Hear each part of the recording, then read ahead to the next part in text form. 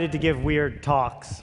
I got invited to speak to the people who dress up in big stuffed animal costumes to perform at sporting events.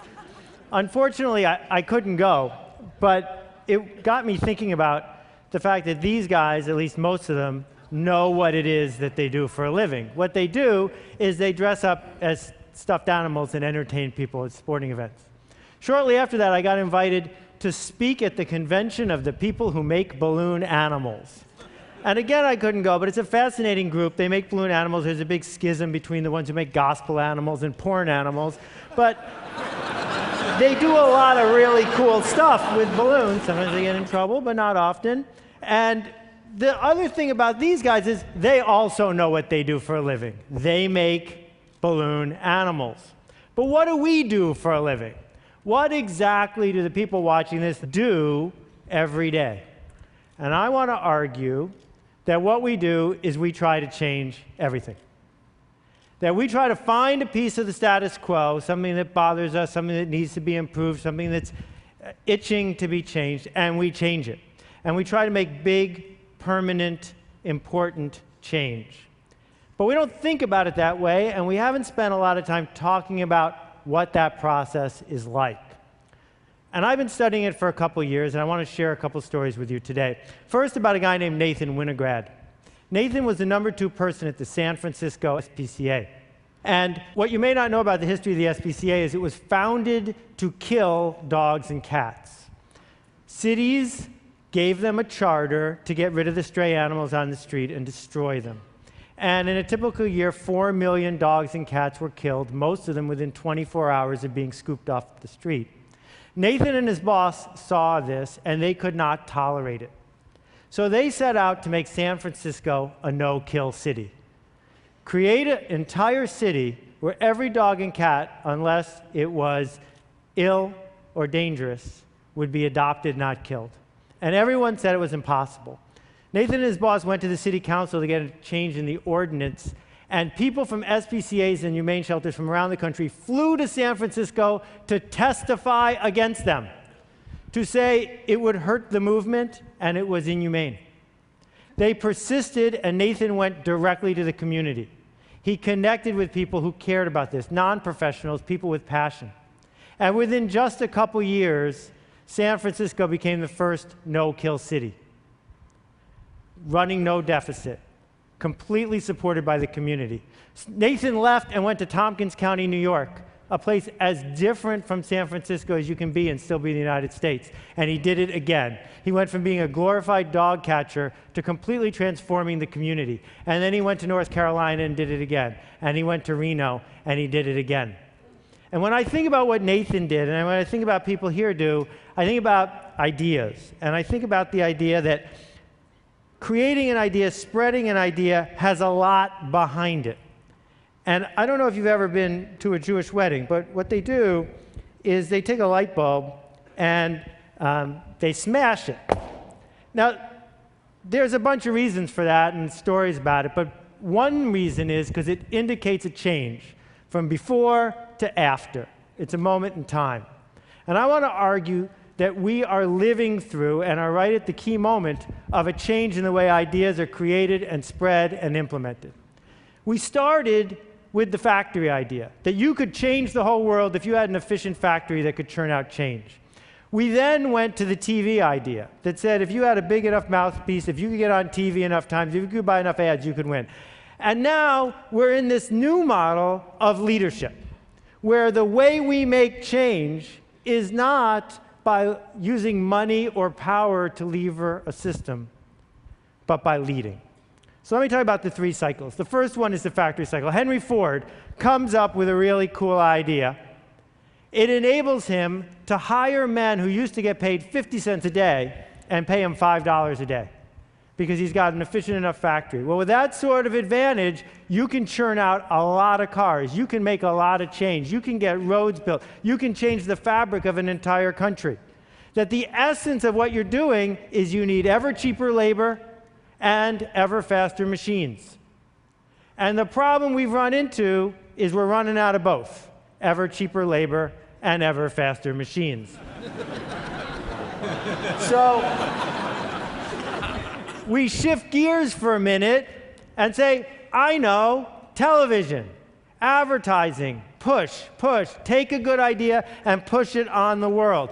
I have a better mousetrap, and if I can just get enough money to tell enough people, I'll sell enough. And you can build an entire industry on that. If necessary, you can put babies in your ads. If necessary, you can use babies to sell other stuff. And if babies don't work, you can use doctors. But be careful, because you don't want to get an unfortunate juxtaposition when you're talking about one thing instead of the other. This model requires you to act like the king, like the person in the front of the room throwing things to the peons in the back. That you are in charge and you're going to tell people what to do next. That, you know, the quick little diagram of it is you're up here and you are pushing it out to the world. This method, mass marketing, requires average ideas, because you're going to the masses, and plenty of ads. What we've done as spammers is tried to hypnotize everyone into buying our idea, hypnotize everyone into donating to our cause, hypnotize everyone into voting for our candidate. And unfortunately, it doesn't work so well anymore either. But there's good news around the corner, really good news. I call it the idea of tribes. What tribes are is a very simple concept that goes back 50,000 years. It's about leading and connecting people and ideas. And it's something that people have wanted forever. Lots of people are used to having a spiritual tribe or a church tribe, having a work tribe, having a community tribe. But now, thanks to the internet, thanks to the explosion of mass media, thanks to a lot of other things that are bubbling through our society around the world, tribes are everywhere. The internet was supposed to homogenize everyone by connecting us all. Instead, what it's allowed is silos of interest. So you got the red hat ladies over here, you got the red hat triathletes over there. You got the organized armies over here, you got the disorganized rebels over here. You got people in white hats making food and people in white hats sailing boats. The point is that you can find Ukrainian folk dancers and connect with them because you want to be connected. That people on the fringes can find each other, connect, and go somewhere. Every town that has a volunteer fire department understands this way of thinking.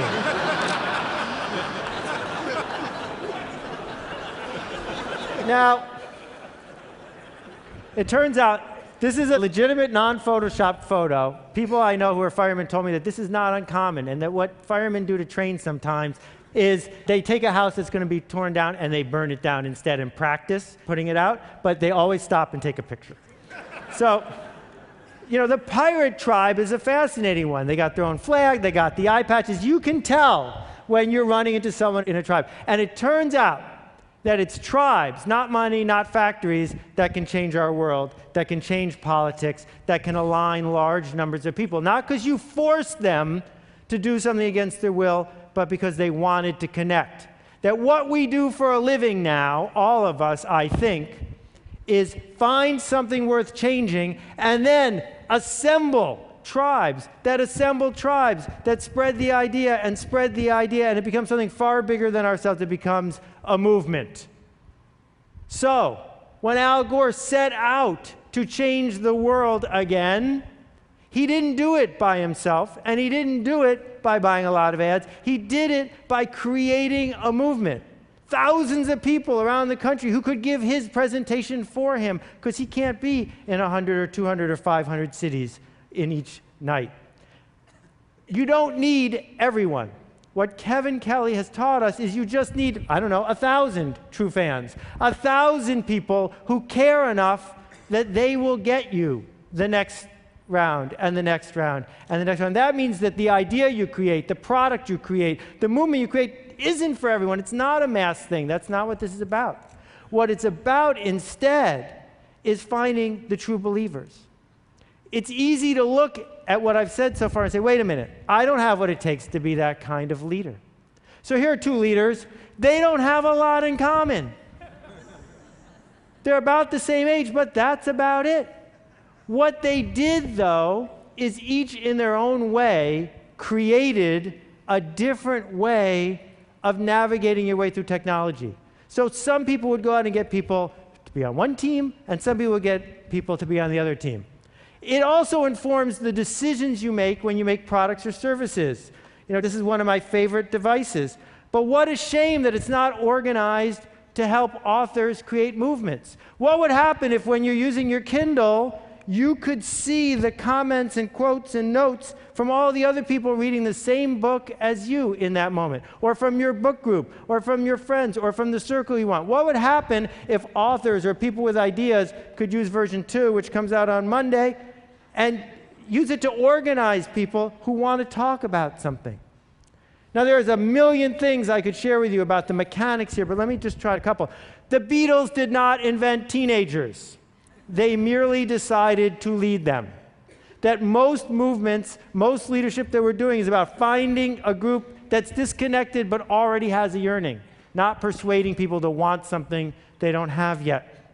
When Diane Hatz worked on the Matrix, her video that spread all across the internet about the way farm animals are treated, she didn't invent the idea of being a vegan. She didn't invent the idea of caring about this issue, but she helped organize people and helped turn it into a movement. Hugo Chavez did not invent the disaffected middle and lower class of Venezuela. He merely led them. Bob Marley did not invent Rastafarians. He just stepped up and said, "Follow me." Derek Sivers invented CD Baby, which allowed independent musicians to have a place to sell their music without selling out to the man, to have a place to take the mission they already wanted to go to and connect with each other. What all these people have in common is that they are heretics. That heretics look at the status quo and say, this will not stand. I can't abide this status quo. I am willing to stand up and be counted and move things forward. I see what the status quo is. I don't like it. That instead of looking at all the little rules and following each one of them, that instead of being what I call a sheep walker, somebody who's half asleep, following instructions, keeping their head down, fitting in, every once in a while, someone stands up and says, not me. Someone stands up and says, this one's important. We need to organize around it. And not everyone will. But you don't need everyone. You just need a few people who will look at the rules, realize they make no sense, and realize how much they want to be connected. So Tony Hsieh does not run a shoe store. Zappos isn't a shoe store. Zappos is the one, the only, the best there ever was place for people who are into shoes to find each other, to talk about their passion, to connect with people who care more about customer service than making a nickel tomorrow. It can be something as prosaic as shoes and something as complicated as overthrowing a government. It's exactly the same behavior, though. What it requires, as Geraldine Carter has discovered, is to be able to say, I can't do this by myself, but if I can get other people to join my climate ride, then together we can get something that we all want. We're just waiting for someone to lead us. Michelle Kaufman has pioneered new ways of thinking about environmental architecture. She doesn't do it by quietly building one house at a time. She does it by telling a story to people who want to hear it, by connecting a tribe of people who are desperate to be connected to each other, by leading a movement and making change. And around and around and around it goes. So 3 questions I'd offer you. The first one is, who exactly are you upsetting? Because if you're not upsetting anyone, you're not changing the status quo. The second question is, who are you connecting? Because for a lot of people, that's what they're in it for.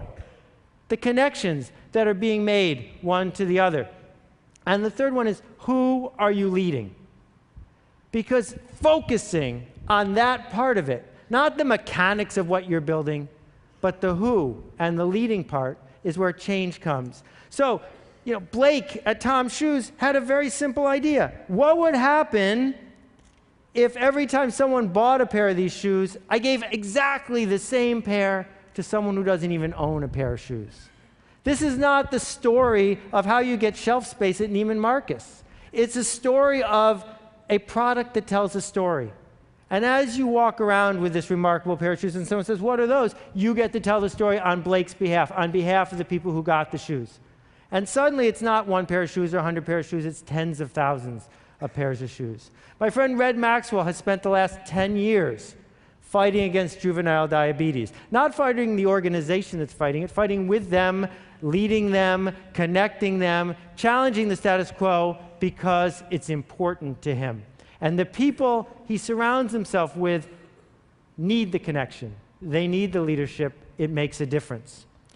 You don't need permission from people to lead them. But in case you do, here it is. They're waiting, we're waiting for you to show us where to go next. So here's what leaders have in common. The first thing is they challenge the status quo. They challenge what's currently there. The second thing is they build a culture, a secret language, a 7-second handshake, a way of knowing that you're in or out. They have curiosity about the people in the tribe, curiosity about outsiders. They're asking questions. They connect people to one another. Do you know what people want more than anything? They want to be missed. They want to be missed the day they don't show up. They want to be missed when they're gone. And tribe leaders can do that. And it's fascinating because all tribe leaders have charisma, but you don't need charisma to become a leader. Being a leader gives you charisma. And if you look and study the leaders who have succeeded, that's where charisma comes from the leading. And finally, they commit. They commit to the cause, they commit to the tribe, they commit to the people who are there. So I'd like you to do something for me, and I hope you'll think about it before you reject it out of hand. What I want you to do, it only takes 24 hours, is create a movement. Something that matters. Start. Do it. We need it. Thank you very much. I appreciate it. Thank you.